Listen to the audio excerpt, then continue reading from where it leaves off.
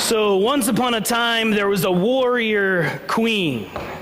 And this warrior queen was not born into the position of warrior. You see, she came from a long line of healer women, a beautiful, rich tradition, her grandmothers and her grandmothers' grandmothers, who were powerful healers. They healed with song.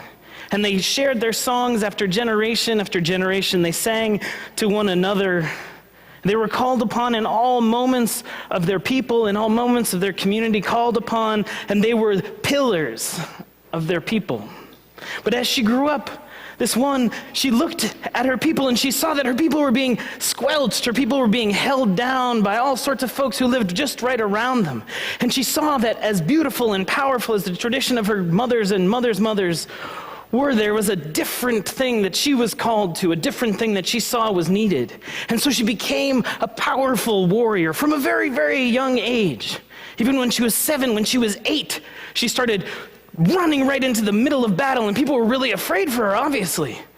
But all of a sudden, she started fighting, and it was truly miraculous. As the years went past, every time she was in battle, a new piece of armor would kind of erupt out of her skin. She was tough. And they used to just give her a little bit of space in the beginning of these battles, and they would watch, and the foes were half surprised that there was this tiny little person running after them with this armor with all sorts of blades coming, and the armor was just glistening. By the time she was 16, 17, 18, it was known through her people that she would rule them. And she had vanquished all of the foes all around them. Now she was entirely encased in a glistening body armor. And it was half the time clean and shiny, but most of the time it was dirty because she was always out. She was always working. She was always fighting for her people. And she thought that she could hold it together pretty much forever until this one day.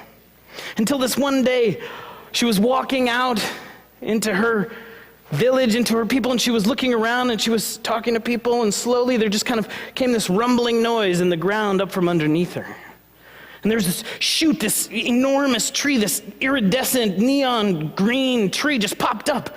But it had a face too, had a menacing face, and it looked right at her, and it reached out and swung a huge vine arm with briar thorns sticking all over it. And she ducked because she was really good.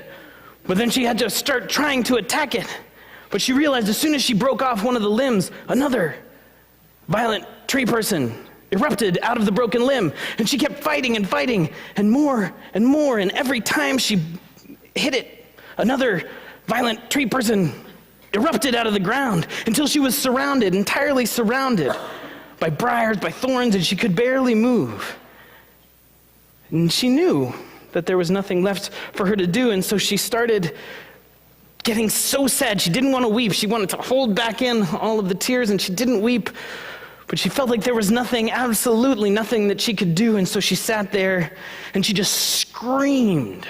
She screamed the loudest possible scream she could scream, all the way down from her tips of her toes. Her whole body screamed this loud warrior scream. And she tried one last time to beat her way through, to slash her way through. And still the same thing. More and more and more were created. And for the first time in her entire life, she felt like she had been beaten.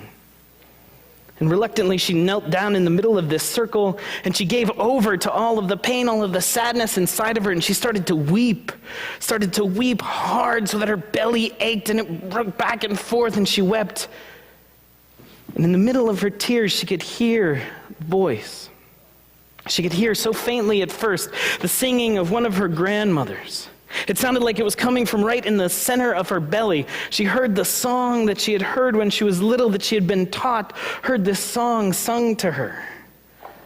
And somehow she knew she had to take off this armor that she had worn for so long, and she took it off piece at a time, and the song grew louder and filled her entire body. And another piece of armor and another piece of armor, and the song enveloped her and held her until she finally was entirely shed of all of her armor, and she stood there in the simple silken cloths she wore underneath, and she sang. She gave herself over to that song.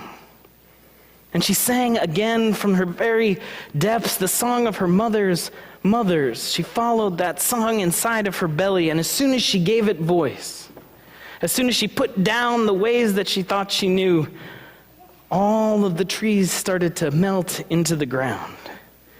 And she looked up, and there was all of her people surrounded on the outside.